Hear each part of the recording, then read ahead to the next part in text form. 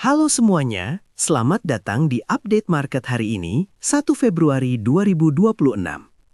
Kondisi market saat ini sedang berada dalam fase yang cukup menantang dengan volatilitas yang mulai meningkat kembali. Kita melihat adanya tarik-menarik antara sentimen makro global dan pergerakan teknikal di beberapa aset utama. Mari kita bedah bersama bagaimana narasi besar minggu ini akan mempengaruhi portfolio kita. Sebelum kita masuk ke pembahasan lebih dalam, perlu diingat bahwa seluruh konten dalam video ini bersifat edukasi dan berbagi informasi semata. Ini bukan merupakan saran keuangan atau ajakan untuk melakukan transaksi tertentu. Keputusan investasi sepenuhnya ada di tangan Anda, jadi pastikan untuk selalu melakukan riset mandiri secara mendalam. Kita lanjut ke pembahasan berikutnya mengenai kalender ekonomi. Minggu ini akan menjadi periode yang sangat sibuk bagi pasar finansial global. Hari ini ada agenda anggaran Persatuan India yang bisa mempengaruhi likuiditas regional. Namun, perhatian utama pelaku pasar tertuju pada keputusan suku bunga dari beberapa bank sentral besar, seperti Australia, Inggris, dan kawasan Eropa di pertengahan minggu nanti. Dari Amerika Serikat, data tenaga kerja non-farm payrolls di hari Jumat besok akan menjadi penentu arah kebijakan moneter ke depan. Kondisi market lagi sensitif terhadap data-data ini, jadi pergerakan bisa sedikit liar. Berita makro pertama datang dari Amerika Serikat, di mana Federal Reserve memberikan sinyal adanya kemungkinan kenaikan suku bunga lanjutan. Tekanan masih terasa karena inflasi yang dianggap masih cukup persisten dan pasar tenaga kerja yang masih terlalu kuat.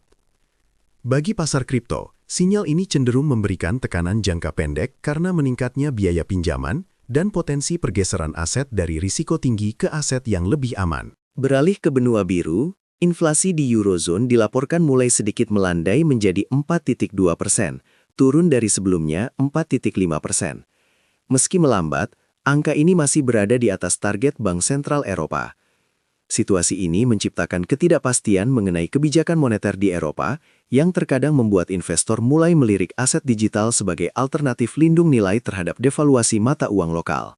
Kabar positif muncul dari Asia, di mana pemerintah Cina mengumumkan paket stimulus baru untuk mendukung pertumbuhan ekonomi mereka. Langkah ini mencakup dukungan finansial ke sektor kunci dan penurunan rasio cadangan bank.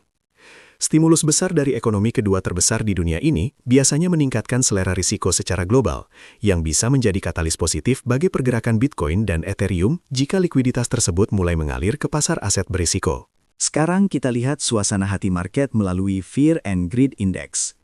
Saat ini, skor berada di angka 18, yang berarti pasar sedang dalam kondisi ketakutan ekstrim atau extreme fear. Jika kita bandingkan dengan kemarin yang berada di angka 26, terlihat sekali ada penurunan kepercayaan diri yang drastis di kalangan investor seiring dengan harga Bitcoin yang sempat menyentuh area $78.000. Secara historis, fase ketakutan ekstrim seringkali menjadi area di mana volatilitas mencapai puncaknya. Melihat indikator Pi Cycle Top, saat ini kita masih berada jauh dari sinyal lampu kuning. Garis moving average 110 hari berada di kisaran $95.345, sementara target puncaknya berada di angka $201.906. Artinya, secara siklus panjang, ruang pertumbuhan masih sangat terbuka lebar, dan kita belum melihat adanya tanda-tanda overextended yang berbahaya dalam siklus kali ini. Untuk indikator Puel Multiple, saat ini berada di angka 0,75. Angka ini menunjukkan bahwa pendapatan para penambang Bitcoin masih berada dalam level yang relatif wajar dan belum masuk ke zona merah atau fase distribusi besar-besaran. Biasanya, zona puncaknya baru akan tercapai jika angka ini menembus 2,2. Jadi, pergerakan saat ini lebih terasa seperti konsolidasi di tengah siklus daripada akhir dari sebuah tren naik. Dari total 30 indikator siklus yang kita pantau, belum ada satupun yang memberikan sinyal jual atau tercapainya puncak siklus.